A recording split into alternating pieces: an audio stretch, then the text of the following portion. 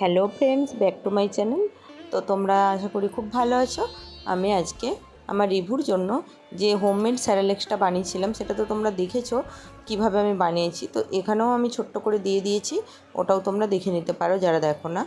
তো যাই হোক, ওই হোমমেড স্যারেলেক্সটা আমি কিভাবে রান্না করেছি সেটাই আমি তোমাদেরকে আজকে দেখাতে এসেছি। তো এইটা তো নিশ্চয়ই জল দিয়ে গুলে খাওয়ানো যাবে না, সেটা জানোই। কেন, কত রকমের ডাল চাল আছে, ওগুলোকে ভালো করে বয়েল করতে হবে, নইলে কিন্তু শরীরে ক্ষতি হয়ে যাবে বাচ্চার। তো সেই জন্য আমি কিভাবে এটা রান্না করেছি সেটাই দেখাচ্ছি। তো স্যারেলাক্সটা কিভাবে করেছিলাম সেটা তো দেখেছিলে।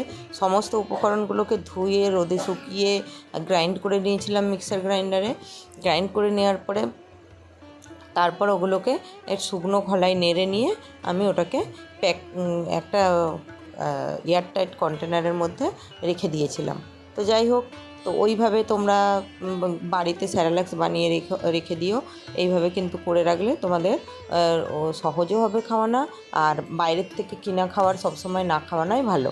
এবার আস্তে আস্তে বাচ্চাকে বাইরের খাবার কিনে খাওয়ানোটা বন্ধ করে দাও। যেহেতু বাচ্চা আস্তে আস্তে বড় হচ্ছে, আমাদের রিভু হয়ে গেল আজকে 10 মাসের। তো 10 মাসের বাচ্চার জন্য এই খাবারটা একদম পারফেক্ট। সবসময় বাইরের খাবার খাওয়ানোটা ঠিক নয়।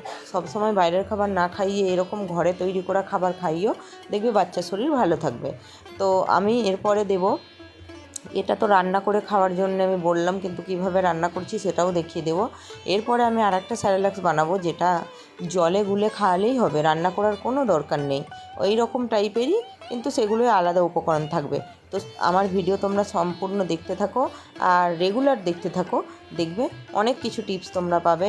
অনেক রকমের খাবারের রান্নার খাবার, বাচ্চাকে কী খাওয়াচ্ছি সবই দেখতে পাবে। তো বন্ধুরা, ভিডিওটা ভালো লাগলে লাইক করো, কমেন্ট করো আর শেয়ার করো। যারা আমার চ্যানেলে নতুন তারা অবশ্যই চ্যানেলটা সাবস্ক্রাইব করে পাশে থাকা বেল বাটনটি বাজিয়ে দিও, যাতে আমার ভিডিও তোমরা সবার আগে দেখতে পাও। এই দেখো, এদিকে আমি যে এয়ারটাইট কন্টেনারের মধ্যে রেখে দিয়েছিলাম তার থেকে 2 চামচ মেপে বের করে নিলাম। তোমরা তোমাদের পরিমাণ অনুযায়ী করো। 2 চামচটা মানে অনেকটা কিন্তু, হ্যাঁ, 10-11 মাসের বাচ্চার জন্য তাই এটা বেশি হয়ে যাবে। তোমরা চাইলে যারা একটু ছোটো 8-9 মাসের, তারা এটা 1.5 চামচ নিতে পারো বা 1 চামচ নিতে পারো। তো আমি একটু প্রথম দিন তো 2 চামচ নিয়েছিলাম, একটু বেশি হয়ে গেছিলো। তো এবার থেকে আমি 1.5 চামচ করে নেব। কেন, খেতে পাচ্ছে না, অনেকটা হয়ে যাচ্ছে, যেহেতু রান্না করছি তো এটা ফুলছে, চাল আরে দেওয়া আছে। তো দেখো, অনেকটাই জল দিয়ে দিয়েছিলাম।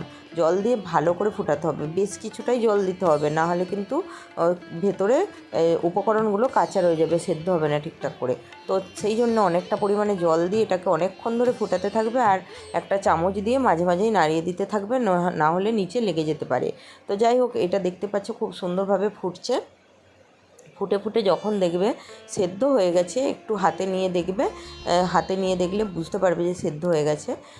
তখন এটাকে তোমরা নামিয়ে নিও। তো হালকা করে আমি একটু লবণ দিয়ে দিলাম।